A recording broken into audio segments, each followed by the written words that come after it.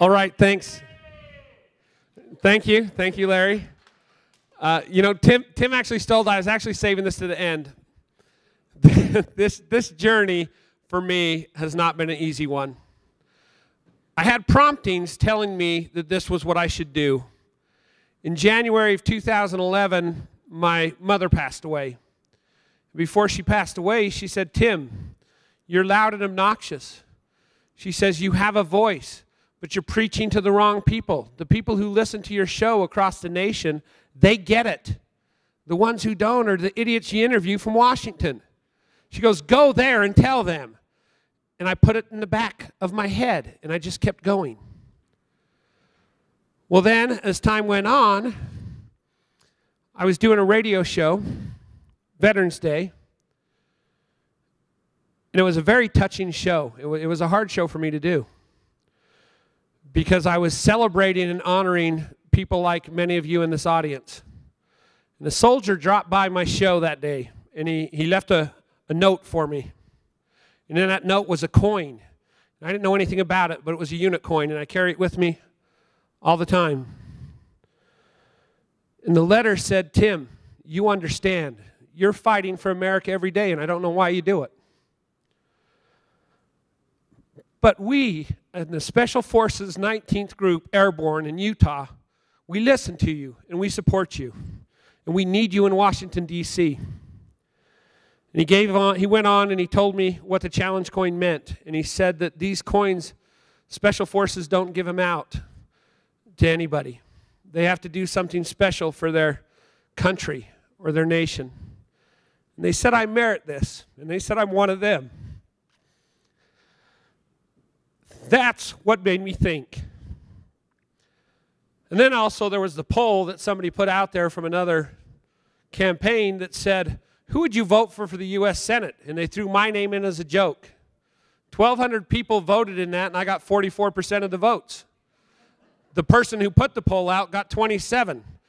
You'll be able to hear that person debate me on K-Talk Radio Monday at Drive Time Live, 5 to 7, a 2-hour debate, if he shows.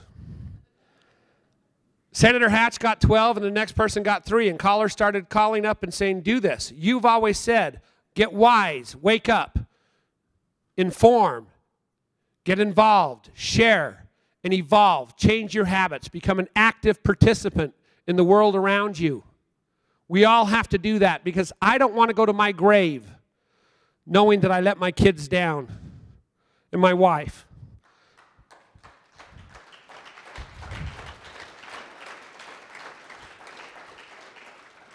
My wife, Lori, who Tim had stand up, but she's been a great support of me all my life. Trust me, when you lose a company, you get offered a radio show by the likes of Glenn Beck on KNRS, but they want to take your concept, and you say, "No, can I fund it myself?" And then you have to go home and say, "Honey, we don't have a job, but I want to do a radio show talking about American business." And she goes, "I believe in you." That's my wife.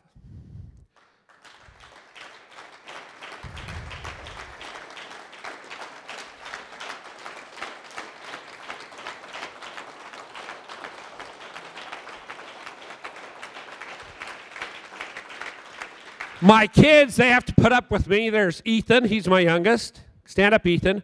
Brandon over there, he just turned 18. They both just got their Eagle Scouts. And my daughter, Sarah. Stand up. They have to put up with my ups and downs. But Washington's going to have to put up with my political incorrectness. Because right now I'm sick and tired of them when they talk compromise. It's you and me they compromise. I'm sick and tired of hearing we need to reform. We need to start the debates when we need to remove and replace and kick it back down to the states where the power truly belongs.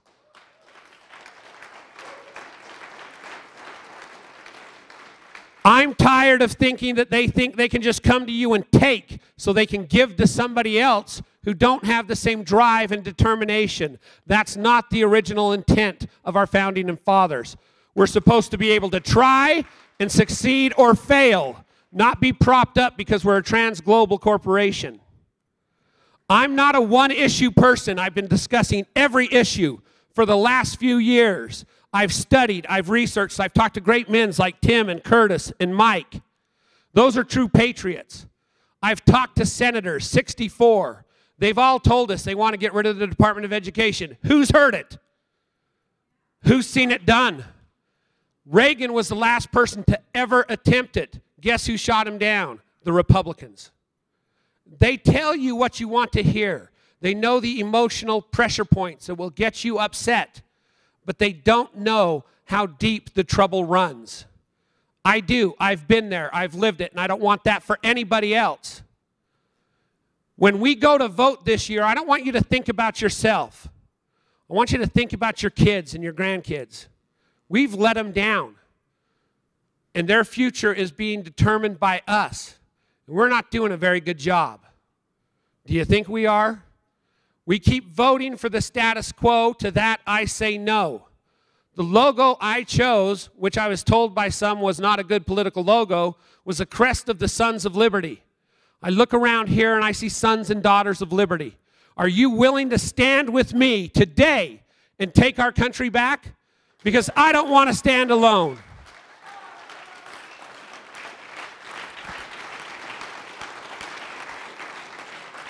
If we are going to be relevant in this campaign, I cannot do it alone. I need each and every one of you. I need to get through this state and meet all 4,000 delegates.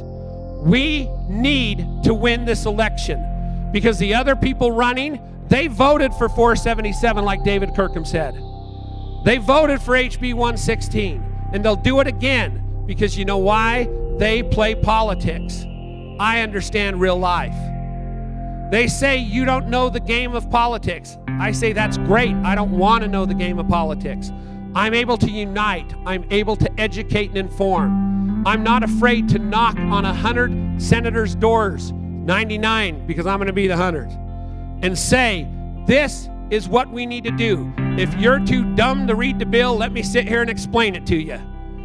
Because we're tired of having to have it passed to know what's in it.